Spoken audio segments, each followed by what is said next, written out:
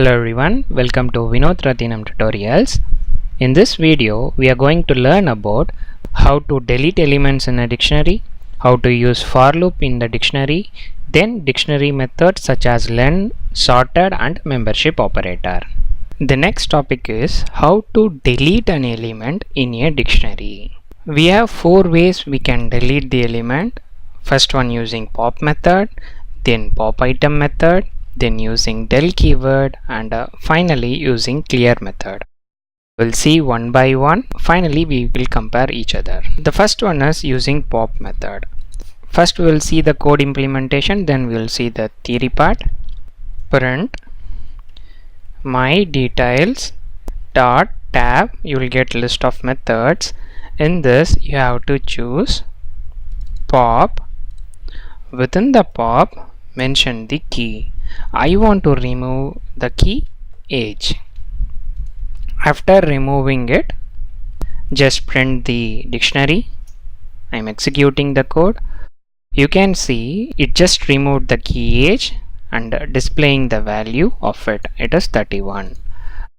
Pop method is used to remove a particular key and it also returns the removed value.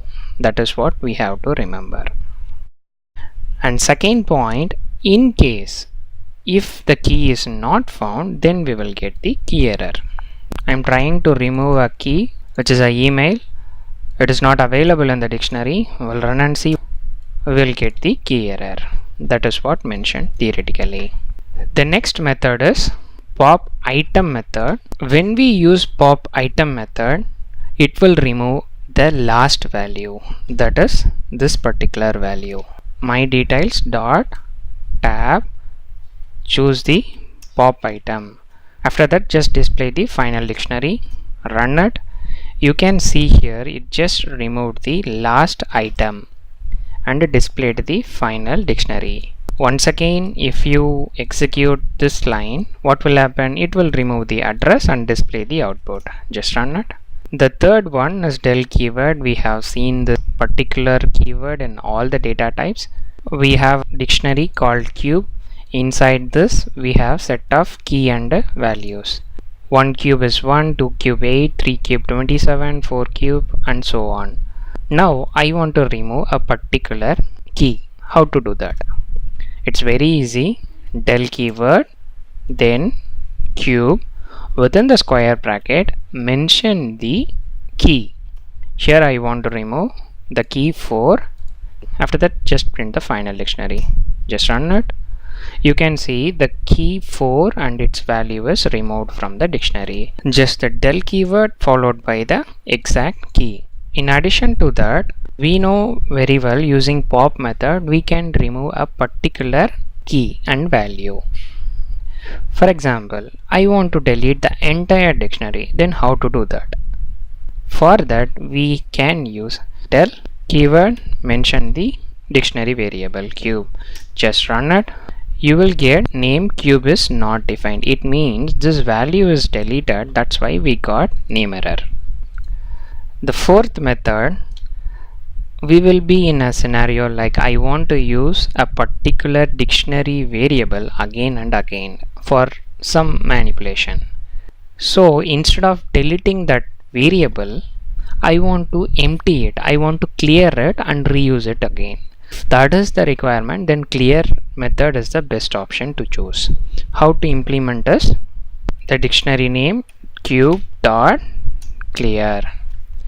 This will clear the entire dictionary. I'm just printing it. You can see all the values inside this particular dictionary is cleared. It is empty now, empty dictionary. Now we'll do the comparison between all these four. Pop method is used to delete a particular key based on our input. Pop item is used to delete the last key pair value in the dictionary. And the del keyword is used to delete a particular key value or the entire dictionary also possible. And finally clear is used to clear the key values or clear the items without deleting the dictionary variable. Using these 4 ways we can delete the dictionary items. The next topic is looping items in the dictionary, that is how to implement the for loop using dictionary data type. So we have a dictionary variable cube and contains the cube of each numbers. 1 power 3 it's 1, 2 power 3 it's 8, and so on. 5 power 3 it is 125, 5 into 5 into 5. Now I want to display like cube of 1 is 1, cube of 2 is 8. How to do that? We can implement the for loop.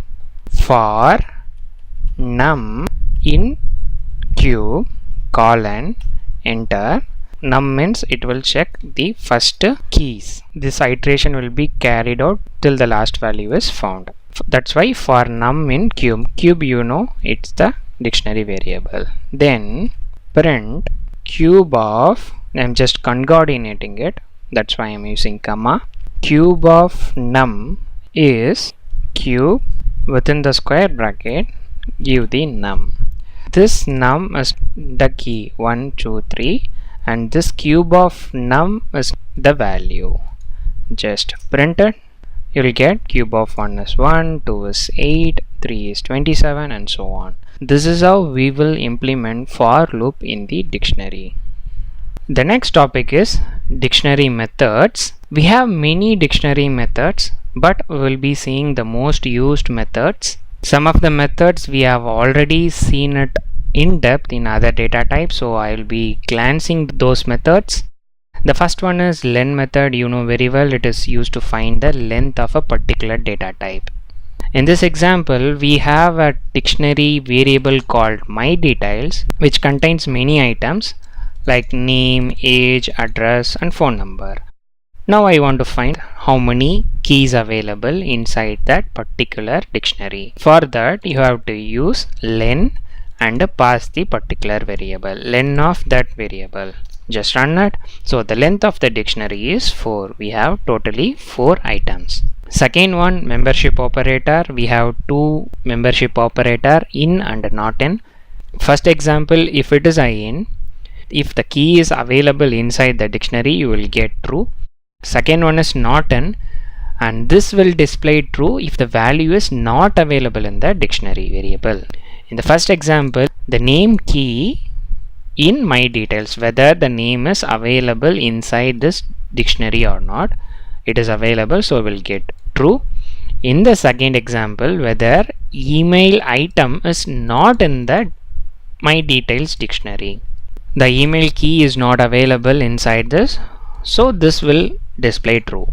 Just execute it, will get true for both the conditions.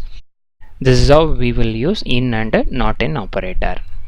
And the third one, in some scenarios we will be in a position to sort our dictionary either in the ascending order or in the descending order. By default, it will sort in the ascending order only. You have to remember that.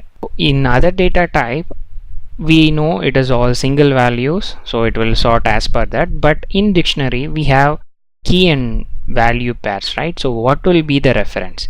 Always remember, it will take key as a reference for sorting purpose. Example, we have a dictionary variable vowels. Inside that, this is the key and it's the value E, A, U, O, I. Each key and its value is mentioned. Now I want to sort it. In order to sort, we have a method called sorted, and pass the particular dictionary variable. Just run it. You will get the final output as A, E, I, O, U in the ascending order. And you can see here it took reference as a key. That is what I mentioned here. Sorting will be carried out by taking key as reference. And same example, if my requirement is I want to sort it in the descending order, it is very easy. Inside the sorted method, you have to add an additional parameter called reverse equal to true. If you mention reverse equal to true, then this will sort in the descending order. Just run it. You can see UOIEA, and this is how we will sort the dictionary variable. That's the end of this video. Thanks for watching. Happy learning.